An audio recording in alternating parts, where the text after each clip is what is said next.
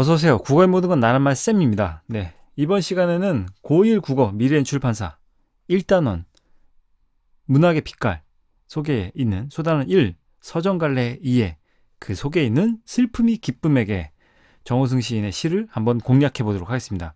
상당히 유명한 시죠. 네.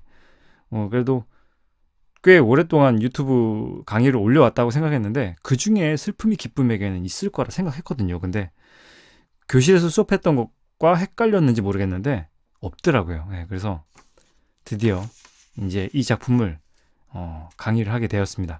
그래서 어쨌든 대입 준비를 하는 학생이라면 이 시는 무조건 꼭 배우고 지나가잖아요. 그래서 대단히 중요한 작품이기 때문에 여러 가지 배울 만한 것들은 뭐가 있는지 하나하나 콕콕콕 집어서 한번 공부를 해보도록 하겠습니다. 네. 자, 그러면 이번 시에서 여러분들이 배워야 될 그 배움 포인트 무엇이 있는지 정리해 보도록 하죠. 첫 번째, 역설입니다. 네, 역설법에 대해서 여러분들은 분명하게 이해하고 넘어가야 됩니다. 정확히는 아직까지 이제 고1이 된 여러분들 사이에서는 역설법에 대한 정확한 이해가 되지 않은 친구들이 선생님은 단언컨대 절반 이상이 될 거라 생각해요.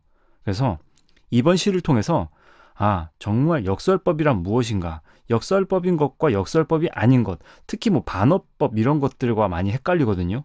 근데 이것을 확실하게 난 이 시간을 통해서 극복할 수 있다. 그러니까 구분해낼 수가 있다. 이걸 목표로 잡고 공부를 해야 됩니다. 그래서 역설법에 대해서 꼭 알아두고 넘어가야 됩니다. 특히 이 시에서 가장 중요한 포인트가 역설법이기 때문에 특히 이런 식으로 문제를 많이 출제를 하실 거예요. 아주 꽤나 높은 확률로 아마도 뭐 이게 가장 대표적인 그 역설법의 부분인데, 사랑보다 소중한 슬픔을 주겠다. 자, 이 부분을 미주친 다음에 아마도 여기를 갖다가 뭐 기억할 거예요. 자, 그래서 기억과 같은 방식의 표현 방법이 쓰인 시로 적절한 것은 뭐 이런 식으로 해놓고 1번, 2번, 3번, 4번, 5번 답항에다가 여러 가지 시를 갖다 제시할 거란 말이죠. 근데 그 속에서 역설법이 드러난 시는 딱 하나밖에 없는 거지. 거기서 여러분들은 역설법이 등장한 시를 추려낼 수 있는가? 그걸 묻는 문제가 분명 나올 거란 말이죠. 그래서 여러분들은 꼭 이번 시간에 역설법에 대한 확실한 이해, 그걸 바탕으로 역설법인 것과 역설법이 아닌 것에 대한 구분이 정말 완벽하게 이루어져야 됩니다. 사실 이건 기본이에요. 네, 그래서 이 역설법에 대한 이해, 이게 중요한 것이라 생각하고요. 그 다음에 두 번째, 나와 그 다음에 너에 대한 어떤 이해, 이것을 확실히 이루어져야 됩니다. 결론부터 말하자면 나 같은 경우에는 이타심이죠. 너와 같은 경우엔 이기심입니다. 특히 이 친구가 기쁨이고 그 다음에 이 친구가 슬픔이잖아요. 우리들이 흔히들 생각하는 기본적인 어떤 일반적인 감정으로서 슬픔은 우리들은 부정적이라고 생각하고 그 다음에 기쁨은 긍정적이라 생각을 많이 하는데, 그 기본적인 어떤 사고방식을 뒤집어서 얘기를 합니다. 이 슬픔이라는 것은 어떤 다른 사람에 대한 이타심, 연민, 측은지심 이런 것이라고 생각하고, 기쁨은 뭐 이기심으로 지금 여기에서 보이는데 이 나와 너에 대한 확실한 이해가 이루어져야 된다 라고 생각을 합니다. 그래서 이 두 번째 배움 포인트가 나와 너, 그 슬픔, 기쁨으로 대표되는 나와 너 라고 생각할 수 있을 것 같고요. 그 다음에 세 번째, 이 눈에 대한 좀 이해가 이루어져야 된다고 생각을 합니다. 이거는 눈에 대해서 지금 여기서는 등장하는 게 한방눈이 있고요. 그 다음에 봄눈이 등장하는데, 한방눈과 봄눈에 대한 그 입장, 어떤 의미를 가지고 있는가, 이것들을 꼭 잘 알아야 될 것 같습니다. 이것도 충분히 출제 포인트가 될 수 있을 만한 요소라고 생각하고요. 그 다음에 네 번째, 마지막인데요. 몸모 위해, 몸모 겠다. 자, 요걸 네 번째 출제 포인트, 배움 포인트로 잡았습니다. 네. 요것은 전체적인 어떤 시의 구조가, 뼈대가 요런 문장으로 구성되어 있다는 걸 좀 알아두면 좋을 것 같아요. 그 문장 구조를 그 중심축으로 둔 이유가 있을까? 그것에 대해서 좀 우리 좀 알아둘 필요가 있거든요. 그래서 요 네 가지의 배움 포인트를 중심으로 공부를 해보도록 하겠습니다. 자, 그럼 제목부터 보도록 하죠. 슬픔이 기쁨에게. 사실 이 제목에는 별게 없을 것 같다고 생각할 수 있어요. 하지만 이거 잘 생각해 보면요, 마치 어쨌든 이 슬픔은 동그라미로 표시할게요. 그 다음에 기쁨은 세모로 표시하겠습니다. 뭐 일반적으로 긍정적인 건 동그라미, 부정적인 건 이렇게 세모 표시를 하니까요. 자, 근데 이게 마치 그러니까 보내는 이 같지 않나요? 편지에서 쓸 때, 그 다음에 이 친구가 받느니, 필기할 것까지는 아닙니다. 네. 그러니까 사실 슬픔이라는 친구가 기쁨이라는 친구에게 편지를 보낸다 라고 생각하는 그 내용이라고 좀 머릿속에 입력해 놓고 이 시를 파악하면 조금 더 이해하기가 쉽지 않을까 라는 생각이 들어요. 그래서 여기서 나는 이제 너에게도 슬픔을 주겠다 보면, 일단 여기서 나는 슬픔을 주는 존재이고, 그 다음에 너는 그 슬픔을 받을 대상인 것이죠. 자, 그러면 일단은 나라는 사람이 존재했다. 시 속에서 나가 등장하면 무조건 이거는 분명 시적 화자라고 필기를 할 수 있을 만하겠죠. 그 다음에 너라는 사람이 있다면 이것은 시적 화자가 보고 있는 대상으로 하는 시적 대상이 등장했다 라고 기본적인 걸 파악하고 넘어가면 될 것 같습니다. 자, 근데 모두들 알고 있겠지만 나는 일단 슬픔이라는 대상인 것이고, 그 다음에 너는 기쁨이라는 것을 시를 읽다 보면 알게 됩니다. 이 나라는 사람이 기쁨이라 하고 그 다음에 너라는 사람이 슬픔이라 한다면 이게 말이 안 되거든요. 넌센스예요. 그러니까 기쁨이 이제 너인 슬픔에게도 슬픔을 주겠다. 이미 슬픔을 가지고 있는데 어떻게 슬픔을 줘? 그러니까 어쨌든 나는 슬픔이고 너는 기쁨인 것이죠. 이거는 확실히 하고 넘어가야 됩니다. 그죠? 나는 슬픔, 너는 기쁨. 자, 근데 여기서 겠다 라는 표현이 등장합니다. 겠다. 이게 이 밑에도 겠다가 등장하죠. 그 다음에 저 밑에도 또 겠다가 계속 등장합니다. 자, 선생님이 지금 이렇게 네모 표시를 하면서 계속 지금 겠다에 대해서 언급을 하는 이유는 뭘까요?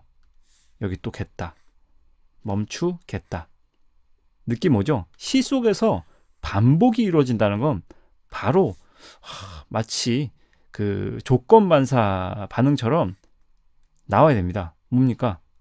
네, 운율이죠. 네, 운율을 형성하고 있는 지금 이 끝에 어미 겠다를 통해서 반복이 이루어진다는 것은 결국 두 가지 효과를 노릴 수가 있습니다. 자, 의미를 강조하거나 아니면 이것을 통해서 운율을 형성하기 위함인 것이죠. 그럼 대체 운율이란 것이 무엇이냐? 그러니까 음악적인 리듬감이라는 것이죠. 그러니까 여러분들이 좋아하는 힙합의 라임과 같다고 생각하면 됩니다.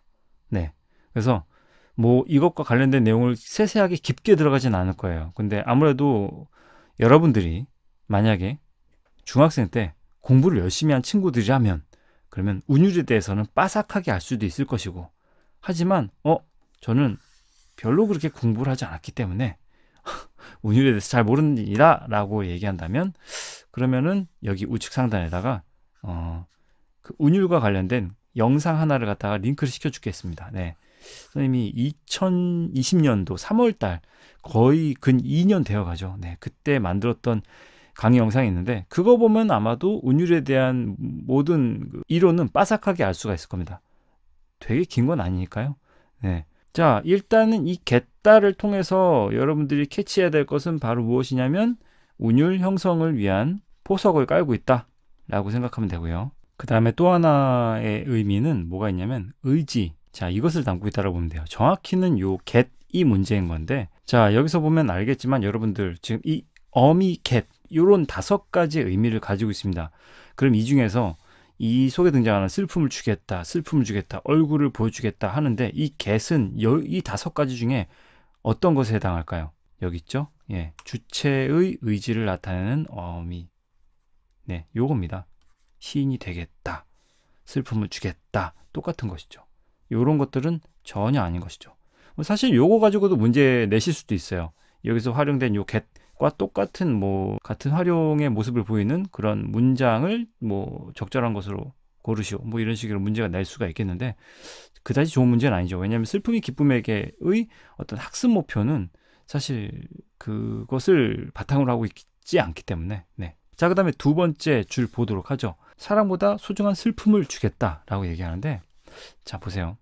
이 부분은 밑줄 칠 필요가 있으니까. 자, 사랑보다 소중한 슬픔. 사실 이 부분이 되게 중요한 이유는 무엇입니까? 바로 역설법이 쓰였기 때문입니다. 자, 그러면 왜 역설인가? 자, 역설에 대해서 확실히 짚고 짚고 넘어가도록 하죠. 이번 시간에 역설법이라는 그 표현법이 성립하려면요, 일단 두 가지의 조건을 만족해야 된다고 생각을 해요. 선생님은요. 첫 번째, 모순된다. 일반적인 상식을 뒤집는 그런 모순되는 말이어야 됩니다. 넌센스라고 하죠. 그러니까 겉으로 보기엔 말이 안 되는 거예요. 네, 말이 안 돼야 되고요. 그다음에 두 번째, 진리를 담고 있는가. 이 두 가지의 내용이 모두 같이 들어가 있어야지. 둘 중에 하나라도 들어가 있으면 안 되고 둘 다 꼭 들어가 있어야지만이 역설이 성립이 됩니다. 그러면 사랑보다 소중한 슬픔을 주겠다라는 말이 왜 역설이냐 라고 물어본다면, 일반적으로는 사람들이 사랑을 더 중시하죠. 사랑이 긍정적인 감정이고 슬픔은 눈물이잖아요. 그죠? 그러면 슬픔보다는 사랑을 좀 더 긍정적인 감정으로 일반인들의 인식 속에 사랑이 더 중요하고 좋은 감정이라 생각하겠지만, 사실 이 정호승 시인은 이것을 뒤집었습니다. 그러니까 모순된다라고 생각이 될 정도로 사랑보다 사실 뭐가 더 소중하냐면 슬픔이 더 소중하다라고 얘기하는 것이죠. 그러면 겉으로 보기엔 말이 안 돼. 겉으로 보기엔 모순되고 넌센스의 내용이죠. 사랑보다 어떻게 슬픔이 더 소중해. 근데 알고 보면 이 슬픔이라는 것은 다른 사람들의 아픔을 같이 하는 그런 소중한 마음, 측은지심, 즉 연민을 말하는 거구나. 다른 사람을 생각하는 마음은 정말 소중하구나 라고 생각할 수가 있겠죠. 그래서 이게 역설인 겁니다. 그래서 슬픔이 더 소중한 것이죠. 그래서 사실 이 사랑이라는 개념에 대해서는 여기 이 시 안에서는 구체적으로 그렇게 어떤 사랑인가에 대한 구체적인 어떤 설명은 나와 있지는 않아요. 그래서 이게 나 자신에 대한 사랑인 것인지 타인에 대한 사랑인지를 모르겠으나 아주 포괄적인 사랑을 얘기하는 것이지만, 이 소중한 슬픔, 여기서의 슬픔에 대한 설명은 확실하게 나와 있습니다. 다른 사람들을 생각하는 마음, 다른 사람들의 아픔과 고통을 함께 짊어지고 있을 수 있는 그런 슬픔, 그것이 바로 연민, 측은지심이라는 것이죠. 그래서 이것이 더 소중하다라고 얘기하는 것이죠.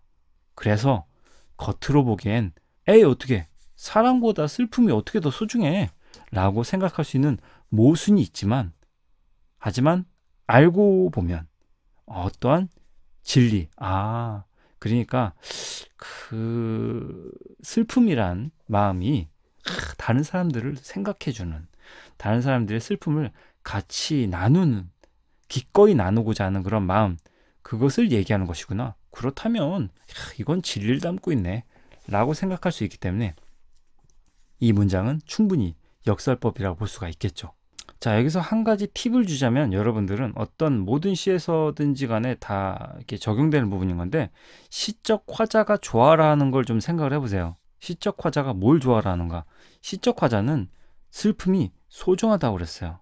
그 슬픔이라는 이 감정에 대해서 소중하다라는 표현을 했기 때문에 일단 사랑보다 슬픔이 더 크게 이 친구들을 좋아하는구나 라는 걸 생각을 해야 됩니다. 이 슬픔이란 감정이 주가 되는 것이고, 얘가 부정적 감정이 아닌 시적 화자에게 있어서는 소중하다고 느껴지는 아주 중요한 감정이구나. 그러면 우리들의 기본적인 어떤 슬픔에 대한 인식을 이 시 속에서만큼은 뒤바꿔야 됩니다. 그죠? 자, 그래서 자습서에는 이렇게 슬픔에 대한 일반적인 통념을 뒤집은 역설적 표현 사용이라고 써 있습니다. 근데 여기서 일반적인이라는 말은 빼도 될 것 같은데, 동어 방법이거든요. 통념이 일반적인 개념입니다. 네, 그래서 왜 이렇게 했는지 모르겠는데, 슬픔에 대한 통념을 뒤집은 역설적 표현의 사용, 이게 가장 깔끔하죠. 네. 자, 혹시 역설법에 대해서 좀 더 그 다양한 예를 든 깊이 있는 그 강의를 듣고 싶다면 여기 우측 상단에다가 그 링크 시켜 놓을 테니까요. 꼭 그 역설법에 대한 강의를 듣고 확실하게 이해하고 다시 돌아오길 바랍니다. 자, 근데 많은 선생님들이 이 반어법하고 많이 비교를 하시거든요. 그러니까 역설법에 관련된 문제를 출제하실 때 그 헷갈릴 수 있게 하는 매력적인 오답의 그 시로 반어법을 가진 시들을 많이 등장시켜요. 그러면 아직 이 부분에 대해서 구분을 못하는 친구들이 있어요. 그러니까 지금 이 역설법과 반어법 이 둘의 차이는 무엇인가에 대해서 좀 이해를 못하는 친구들이 있더라고요. 네, 근데 이해합니다. 네, 근데 아주 간단하게 이걸 구분할 수 있는 방법이 있습니다. 바로 얘입니다. 네. 얘만 가지고 비교하면 아주 이해가 쉽습니다. 자, 그러면 설명해 볼게요. 일단 반어법의 대표적인 어떤 시를 끌어오면 이해가 쉽겠죠? 자, 중학생 때 그 미래행 교과서를 가지고 공부했던 친구들은 아마도 이 시가 익숙하겠죠. 예. 중학교 2학년 때 등장했던 시입니다. 넌 바보다 라는 시입니다. 그죠? 신영건 시인의 시인데 이 시에서 가장 대표적인 그 표현법이라고 한다면 바로 이 부분이었어요. 넌 바보다. 너는 참 바보다. 너는 참 바보다. 자, 이런 것들이 모두 반어잖아요. 그죠? 말 그대로 반대로 말하는 것을 반어법이라고 얘기합니다. 자, 그러면 왜 굳이 반대로 말하느냐? 반대로 말하는 이유는 무엇 때문입니까? 효과는 강조의 효과가 있다, 그것이죠. 알겠죠? 자, 근데 이 반어법과 역설법의 가장 극명한 차이는 바로 여기에 있습니다. 모순되느냐 아니냐. 그러니까 말이 되느냐 말이 되지 않느냐. 그걸 따지면 돼요. 말이 안 되는 건 역설법, 말이 되는 건 반어법. 그러니까 씹던 껌을 아무데나 퇴뱉지 못하고 종이에 싸서 쓰레기통을 달려가는 넌 참 바보다, 너는 참 바보다라는 이 문장 자체만 가지고 따져봐야 돼요. 다른 문장 가지고 말고. 너는 참 바보다, 너는 참 바보다, 너는 바보구나 라고 말하는 게 말이 안 되는 건 아니거든. 이렇게 많은 학생들이 낚일 수가 있어요. 이런 방식으로 사고할 수 있거든요. 왜냐면 봐봐요. 그러니까 뭐 1년이나 2년이나 똑같은 건데 개구멍으로 쏙 빠져나가면 금방일 것을 빙 돌아 교문으로 나가는. 그러니까 여기까지 내용으로 보자면 넌이라고 지칭되는 이 대상은 상당히 정직하고 올바른 친구야. 그죠? 근데 너는 참 바보다 라고 이렇게 비꼬는 거를 보니 이거는 좀 모순되는 거 아닌가? 그렇게 판단을 하면서 알고 보니 너는 참 바보다라는 이 바보의 의미는 그러니까 일반적으로 말하는 되게 나쁜 의미의 바보가 아니라 참 긍정적인 의미의 바보구나 라고 생각하면서 진리를 담고 있네. 그래서 이건 역설이네 라고 판단할 수가 있어요. 근데 문장 자체만 따지고 봐야 됩니다. 너는 참 바보다 라는 말 자체가 말이 안 되는 건 아니거든. 근데 봐봐요. 지금 이 시에서는 사랑보다 소중한 슬픔이래잖아. 근데 어떻게 일반적으로 보기에 통념적으로 봤을 때 슬픔이라는 건 부정적 감정이고 사랑이라는 것은 긍정적 감정인데 어떻게 사랑보다 슬픔이 더 소중하겠느냐 라고 문득 생각할 수 있다는 것이죠. 모순된다. 말이 안 된다. 근데 깊게 따지고 알고 들어가 보니 여기에는 어떤 진리를 담고 있구나 라고 판단해서 이건 역설이라 볼 수가 있단 말이죠. 문장 자체가 말이 안 되는 거죠. 근데 알고 보니 진리를 담고 있는 뜻을 함의하고 있군요. 그러면 역설법입니다. 근데 지금 이건 문장 자체가 말이 안 되는 건 아니지만 말하고자 하는 바에 반대를 말하는 것일 뿐이죠. 항상 반어법 얘기할 때 선생님이 드는 예인데 엄마 아들이 길을 걷고 있었는데 아들이 너무 짓궂어. 그래서 돌멩이를 여기저기 던졌는데 창문을 깨버렸어. 그래서 엄마가 하는 말이 참 잘했다, 잘했어 라고 할 때 그 잘했다라는 말은 반대로 말하는 것이죠. 잘했다라는 말이 말이 안 되는 게 아니잖아요. 그 문장 자체는 말이 된단 말이지. 모순이 되는 게 아니란 말이지. 다만 내가 말하고자 하는 바에 반대를 말하는 것일 뿐. 알겠죠? 그래서 이 반어법과 역설법의 이 차이는 꼭 무조건 이해해야 합니다. 예. 구분할 줄 알아야 됩니다. 문제에 출제될 가능성이 아주 높아요. 네. 자, 그 다음 행을 보면요. 겨울밤 거리에서 귤 몇 개 놓고 살아온 추위와 떨고 있는 할머니에게, 자, 할머니의 상황이 어떠한 상황인지를 잘 봐야 돼요. 겨울밤 거리, 굳이 왜 여름도 아닌 겨울, 그리고 낮도 아닌 밤이어야 했을까? 그걸 좀 생각해 보세요. 겨울은 어떻습니까? 춥다죠. 네. 즉, 추위입니다. 추위. 특히나 되게 어렵게 살고 있는 이웃들에게 있어서 가장 어려웠던 점은 추위와 싸워야 되는 어떤 고통이었습니다. 그죠? 자, 근데 이 겨울밤은 특히나 낮이 아닌 밤은 더더욱 추워요. 예. 그만큼 이 겨울밤이라는 이 상황, 이 시간적 배경은요, 이렇게 볼 수 있겠죠. 현실적 고난과 어려운 삶의 처지를 상징하는 시간대라고 볼 수 있겠습니다. 물론 거리는 더 춥겠죠. 이 공간적 배경 또한.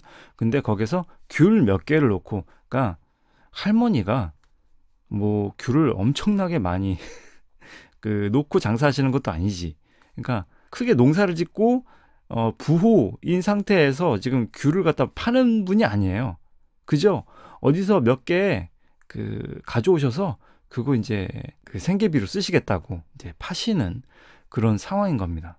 그래서 살아온 추위와 떨고 있는 할머니에게 지금 이 할머니는 그러니까 어떤 것이냐면 바로 소외된 이웃이라 볼 수 있는 것이죠.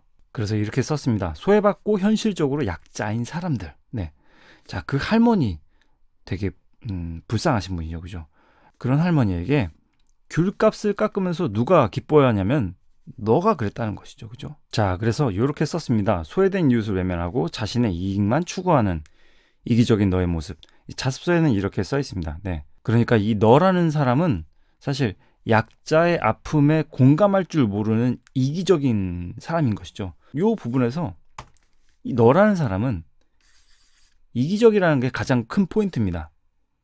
알겠죠? 자, 그래서 약자의 아픔을 모르는 사람이라는 것, 따뜻한 마음이 없는 사람이라는 걸 알 수 있는 것입니다. 됐죠? 자, 그 다음 줄에 나는 슬픔의 평등한 얼굴을 보여주겠다 라고 이렇게 얘기하고 있는데, 역시 이 겠다가 등장함으로 해서 의지적 어조가 느껴진다는 걸 좀 알 수 있겠고, 그 다음에 자습서에서는 이 부분에다 밑줄을 쳤어요. 슬픔의 평등한 얼굴. 자, 이것이 무엇이냐?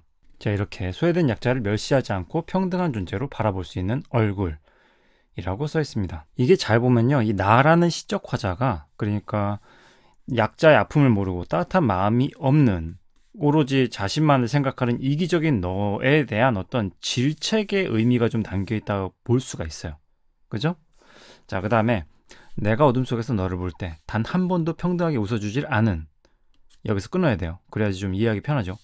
가만히 덮인 동사자가 다시 얼어 죽을 때 가만히 한 장조차 덮어주지 않은 무관심한 너의 사랑을 위해 라고 얘기했습니다. 여기부터 한번 해결해보죠. 일단 어둠 속에서, 이 시 속에서 등장하는 겨울밤의 어둠이든 여기서 등장하는 어둠이든 간에 이 어둠들은 모두 고통, 시련, 고난입니다. 여기서 그 너를 부른다라는 이 표현은 어떻게 생각할 수 있냐면, 그 시적 화자인 나는 너를 향해 도움을 요청한 건데, 그때 어떤 행동을 보였냐면 너는 단 한 번도 평등하게 웃어주질 않았다. 간단히 얘기하자면 외면했다는 얘기예요. 예. 도움을 요청하는 주변 이웃에 소외된 고통스러워하는 그런 사람이 있을 때 그것에 대해서 외면하고 자신의 삶에, 안락한 삶에 만족하면서 그냥 외면하는 그런 이기적인, 사실 이기적이라기보다는 이타적인 마음이 없는, 결여된 그런 모습을 보였던 너에 대해서 얘기하는 것이죠. 그 다음에 가만히에 덮인 동사자가 다시 얼어 죽었을 때, 자, 이 부분은 조금 여러분들이 주의 깊게 볼 필요가 있어요. 왜냐하면 사실 자습서에서는 언급된 바가 아닌데, 가만히에 덮인 동사자, 그러니까 이미 죽은 사람이에요. 이게 죽을 사자거든요. 그러니까 얼어 죽은 사람인데 그 사람이 다시 얼어 죽는다. 그러니까 겉으로 보기엔 말이 안 돼. 그런데 그 안엔 어떤 진리가 숨어 있나. 이게 그러니까 선생님 보기에는요, 역설법인데 자습서에는 언급이 되어 있지 않더라고요. 근데 가장 중요한 건, 매 강의 때마다 얘기하지만 학교 선생님께서 이게 역설법이다 라고 언급하시면 선생님 강의를 듣고, 근데 이건 역설법에 대한 어떤 언급도 없으시면 그냥 지나가면 돼요. 굳이 찾아가서 이거 역설법이냐 아니냐고 물어볼 필요가 없어요. 언급을 안 하신다는 건 그걸 시험 문제 내지 않으신다는 얘기니까. 그러니까 만약에 이 부분에 대해서 역설법이라는 언급조차 없으시면 그냥 넘어가세요. 근데 선생님은 이건 역설법이라고 봐요. 왜냐면 이미 죽은 사람인데 다시 얼어 죽는다는 모순되는 표현을 했거든. 근데 왜 다시 얼어 죽냐? 왜일까요? 사람들의 무관심으로 인해 다시 얼어 죽는 것이죠. 그러니까 이미 죽은 사람이 그 무관심으로 인해 다시 한번 죽는 겁니다. 무슨 말인지 알겠죠? 그래서 이 부분, 동사자, 이분은 지금 할머니랑 동급이라고 보면 될 것 같아요. 그래서 이렇게 주변인들의 무관심으로 또 한 번 죽었다라고 이렇게 썼고요. 그 다음에 가만히 한 장조차 덮어주지 않은, 여기서 이 가만히 한 장이라는 것은 그러니까 최소한의 관심입니다. 주변 사람들로 인해서 이미 죽은 사람이 다시 한 번 또 죽었는데 너 또한 최소한의 관심조차 주지 않았던, 그걸 행동으로 보이지 않았죠. 가만히 한 장조차 덮어주지 않은 그런 무관심한 너의 사랑을 위해서, 흘릴 줄 모르는 너의 눈물을 위해 이젠 나는 너에게도 기다림을 주겠다, 이렇게 얘기를 하고 있죠. 특히 여기서 흘릴 줄 모르는 너의 눈물이라는 것은 무엇을 의미하냐면 타인의 슬픔에 공감하지 못하는 그런 모습을 보여주고 있다 라고 생각하면 될 것 같고요. 나는 이제 너에게도 기다림을 주겠다. 여기서의 기다림은 소외된 이웃의 아픔과 슬픔에 공감할 수 있는 시간이라고 차수서에 써 있습니다. 자, 그 다음에 이제 눈의 개념이 등장해요. 배운 포인트에서도 언급했겠지만 이 눈이라는 것들의 정체에 대해서 좀 우리는 좀 알 필요가 있거든요. 자, 이 세상에 내리던 한방눈을 멈추겠다. 일단 멈춰야 될 대상으로 한방눈을 언급했다는 것은 사실 생각해 보세요. 이 한방눈은 긍정적인 존재인가 부정적 존재인가? 멈춰야 될 대상으로 얘기했다면 한방눈은 분명 부정적 존재일 겁니다. 근데 문제가 되는 건 이 봄눈이에요. 봄눈이 이게 긍정적인 것인지 부정적인 요소인지 애매합니다. 일단 한방눈부터 짚고 넘어가죠. 자, 한방눈 하면 떠오르는 이미지가 일단은 겨울에 내리는 거니까 겨울 생각날 것이고, 그 다음에 어떤 느낌이냐면 포근함의 이미지를 아주 많이 갖고 있어요. 그죠? 일단 그 눈 모양 자체가 큼지막 해가지고 마치 솜털 같은 것들이, 큰 뭉탱이들이 막 떨어지는 느낌이 들기 때문에 포근함이 들죠. 그 다음에 사실 이 친구가 부정적이냐 긍정적이냐라고 물어본다면 많은 사람들의 인식 속에 상당히 긍정적인 어떤 사람들의 어떤 행복 내지 사랑 이런 식으로 언급될 수가 있어요. 근데 이것들과는 사실 관계가 없습니다. 왜냐면 이 한방눈은 사실 소외된 약자들에게, 특히 여기서 등장했던 두 분이 계셨죠. 일단 할머니, 거리에 나와서 귤을 팔고 계신 할머니, 그 다음에 바깥의 추위에 얼어서 돌아가신 동사자, 이 둘에게 있어서 한방눈은 어떤 존재인가를 생각해야 됩니다. 그쵸? 할머니에게 있어서, 동사자에게 있어서 어쨌든 한방눈은 행복, 폭은, 사랑과는 전혀 관계가 없단 말이죠. 결국 이들에게 있어서는 이 한방눈은 어떤 의미로 전달이 되냐면 바로 추위입니다. 추위라는 건 다시 말하자면 고통이죠. 그러면 이 고통을 멈추겠다라고 얘기하는 것이죠. 그래서 여기서 한방눈에 대해서 자습서에서는 약자에게는 고통, 강자에게는 행복을 주는 존재라고 얘기를 했는데, 사실 그도 그럴 만한 이유가 있는 게, 어쨌든 지금 이 고통에 대해서는 지금 선생님이 언급을 했으니까 넘어갈게요. 강자에게는 행복을 주는 존재. 그러니까 사실 따뜻하고 안락한 공간에서 바깥에 정말 멋지게 내리는 한방눈을 보면서 행복해하는 사람들 있잖아요. 그들에게 있어서는 안락한 삶이 전부이고 다른 사람들의 어떤 고통에 대해서는 관심이 없는, 너를 대표로 하는 그런 사람들을 얘기하는 겁니다. 강자들, 가진 사람들. 네. 그들에게 있어서는 이 한방눈은 분위기를, 아주 아름다운 행복한 분위기를 조성시켜주는 고마운 존재겠죠. 하지만 약자에게, 할머니와 동사자에게는 고통일 뿐입니다. 됐죠? 네, 그 다음 줄, 보리밭에 내리던 봄눈들을 데리고. 자, 이 봄눈 이번에 한번 볼게요. 자, 이 봄눈은요, 크게 보자면 두 가지로 나눠서 해석이 될 수가 있어요. 일단 긍정적인 의미로 해석될 수가 있고, 그 다음에 부정적인 의미로도 해석될 수가 있어요. 근데 이 자습서에서 택한 입장은 바로 이 부분이죠. 먼저 이 봄눈에 대한 각각의 의미를 해석하기 전에 여러분들한테 꼭 말해주고 싶은 건, 학교 선생님께서 어떤 입장을 띠고 있는가, 그것만 잘 캐치하세요.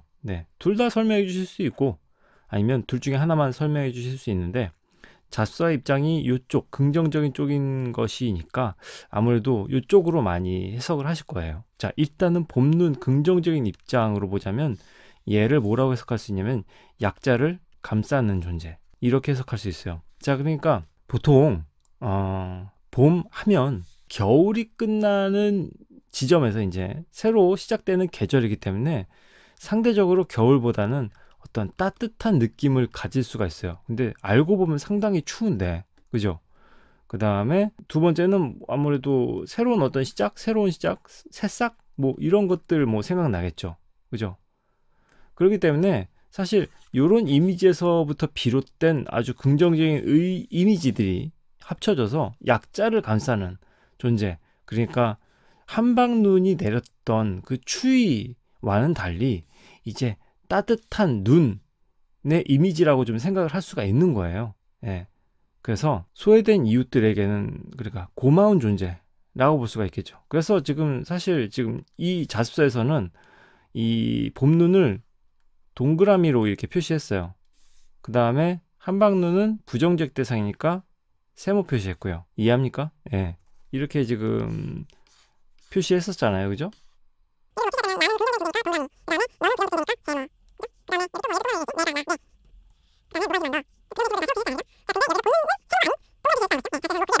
됐죠?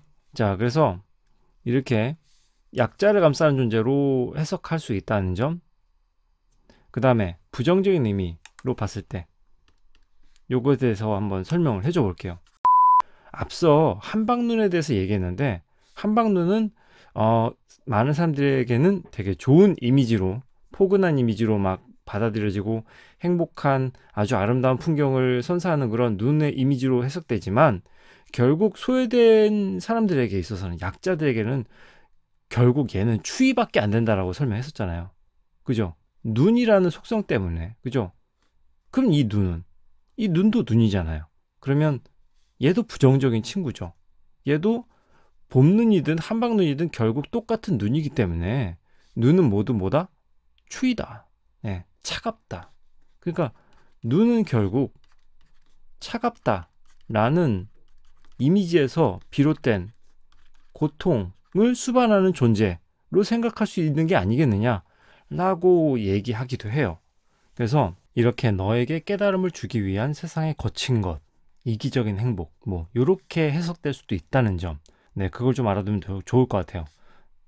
근데 이거는 뭐 참고로만 알아두고 결국엔 자수서에서는 약자를 감싸는 존재, 즉 긍정적인 의미로 생각을 하고 있다는 거, 이렇게 보면 될 것 같습니다. 그래서 긍정적으로 해석하자면 이 문맥에 따라서 이게 어떻게 의미가 해석되냐면요, 보리밭에 내리던 약자를 감싸줄 수 있는 그런 고마운 존재인 봄눈을 데리고 추워서 떠는 사람들의 슬픔에게 다녀와서 눈 그친 길을 너와 함께 걷겠다 라는 의미로 해석될 수 있는 면, 아니면 부정적으로 해석하자면 보리밭에 내리던 그 이기적인 행복들을 데리고, 여기서 데리고라는 말은요, 그러니까 소거의 의미로 해석될 수가 있어요. 부정적인 의미에 한정해서만 얘기하는 겁니다.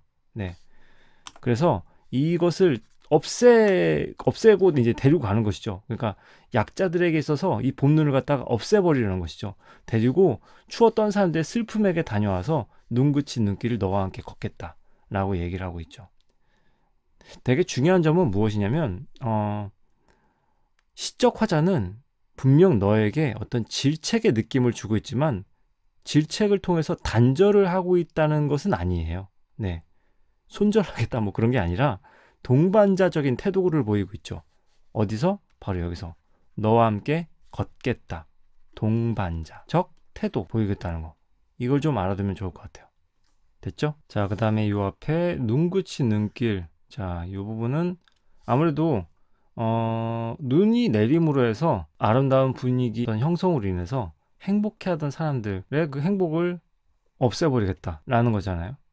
그 다음에 눈이 옴으로 인해서 괴로웠던 사람들에게 있어서 눈을 없애주겠다는 얘기잖아요. 그러면 눈이 제로라는 것은 누구나 다 똑같은 어떤 상황인 것입니다. 그러니까 이렇게 자수에는 모든 이들이 평등한 공간이라고 써놨습니다. 네. 그래서 눈이 그쳐야지만이 약자들에게 있어서는 고통이 멈출 수 있는 상황이 되는 것이고, 그 다음에 강자들, 그러니까 상대적으로 행복한 친구들에게 있어서는 눈이 그쳐야지만이 그들이 약자들의 어떤 소외된 어떤 아픔을 외면한 채 기뻐하기만 했던 그 감정들이 소거가 되죠. 네.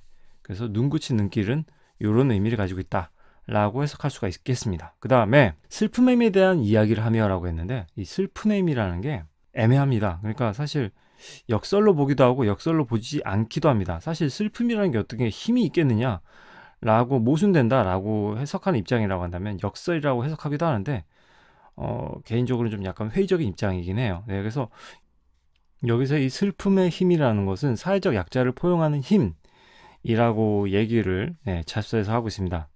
좀 더 풀어서 말하자면 여기서 지금까지 말했던 이 슬픔에 대한 그 의미는 무엇이었습니까? 결국 그 소외된 이웃에 대한 연민, 측은지심 그런 것이잖아요. 특히 좀 공감 능력과도 상당히 연결되어 있는 것 같은데 나의 일인 것과 같이 아파하는 그런 마음, 그 슬픔의 힘에 대한 이야기를 하면서 기다림의 슬픔까지 걸어가겠다. 이게 뭔 말이냐면 그러니까 네가 깨달을 때까지 나는 같이 걷겠다라는 얘기거든요. 뭘 깨달아? 그 슬픔의 힘. 그래서 이렇게 슬픔의 가치를 깨달을 때까지 기다리겠다는 의지가 드러남이라고 자수에 써 있는데 결국 여기서 말하는 건 슬픔의 힘, 가치, 이 감정이라는 것이 얼마나 중요한 것인가 우리가 살아가는 데 있어서. 자, 그래서 그 이타적인 마음으로 주변의 사람들을 살피고자 하는 연민의 마음으로 두루 살피는 그런 마음의 가치를 깨달을 때까지 나는 너와 같이 걸어가겠다. 동반자적 태도를 일관하고 있죠. 그러니까 사실 질책은 정말 단절의 의미는 아니라니까요. 같이 걷겠다. 그리고 네가 깨달을 때까지 나는 기다리겠다 라는 의지가 드러나는 부분이다 라고 볼 수가 있겠습니다. 됐죠? 자, 그러면 지금까지 필기했던 내용을 좀 깔끔하게 좀 지우고 여러분들한테 말해주고 싶은 게 있어요. 자, 이 시는요 전체적인 구성이 그 뼈대가 어떤 식으로 이루어져 있냐면요 뭐뭐를 위해 뭐뭐를 하겠다. 앞서 말했지만 이게 의지적인 어떤 어조라고 얘기했죠. 네, 요걸로 이루어져 있어요. 자, 실제 확인해 보면 그렇습니다. 나는 이제 너에게 슬픔을 주겠다. 그냥 바로 무작정 겠다가 이렇게 두 번 등장하긴 하지만 뒷부분 보면요. 자, 이제 무엇을 위해서라는 게 등장합니다. 귤값 깎으면서 기뻐하던 너를 위해서인 거죠. 너를 위하여 어떻게 하겠다. 그 다음에 내가 이렇게 할 때에도 평등하게 웃어주지 않았던 그 다음에 가만히 덮인 동사자가 다시 얼어 죽을 때 한 장 덮어주지 않은 너의 무엇을 위해, 너를 위해, 너의 눈물을 위해, 너의 사랑을 위해 뭐뭐 하겠다. 그 다음에 이산에 내던 한방눈을 멈추겠다. 그 다음에 추웠던 사람들의 슬픔에게 다녀와서 눈그친 눈길을 너와 함께 걷겠다. 그러면서 슬픔에 대한 이야기를 하면서 기다림의 슬픔까지 걸어가겠다. 뭐 이런 식으로 얘기하죠. 결국에는 너를 위하여 어떻게 하겠다라는 의지가 보이는 것이죠. 이걸 좀 더 풀어서 말하자면 결국 여기서 위해라는 말은 어떻게 해석할 수 있냐면 이건 어떤 목적이 담긴 거예요. 목적. 그러니까 네가 슬픔의 힘을 깨달을 수 있도록 그게 목적이죠. 그것을 위하여 어떻게 하겠다. 이게 일종의 어떤 과업이죠. 그러니까 너 시적 대상인 너로 하여금 슬픔의 힘을 깨닫도록 하기 위한 목적을 달성하려면 해야 될 일들에 대해서 다 언급을 하고 있죠. 이게 일종의 과업이에요. 네. 자, 이렇게 얘기하고 있다는 점, 요걸 말해주고 싶었고 이제 마지막으로 핵심 정리하고 마치도록 하겠습니다. 자, 마지막으로 핵심 정리 보겠습니다. 갈래 자유시입니다. 그 다음에 서정시, 정서 이렇게 거꾸로 읽으면 되겠죠? 서정, 정서. 네, 정서를 담은 글이니까요. 서정시죠. 교훈적이고, 그 다음에 기쁨이라는 감정에 대해서 비판적 태도를 보이고 있으니까 비판적. 그 다음에 너를 위하여 어떻게 하겠다라는 이 어미 때문에 의지적인 어조가 보인다고 해서 의지적. 그죠? 그 다음에 주제모 읽어보시면 될 것 같고, 특징, 역설적 표현을 활용해서 이 시에서 가장 두드러지는 표현법이 뭐냐라고 한다면 역설법이죠. 자, 이걸 활용해서 주제를 효과적으로 드러내고 있다. 그 다음에 두 번째, 슬픔과 기쁨이라는 추상적 개념을 의인화하여, 그러니까 이 시에서 의인법이 쓰였다는 거 알고 있죠? 네, 의인법이 쓰였습니다.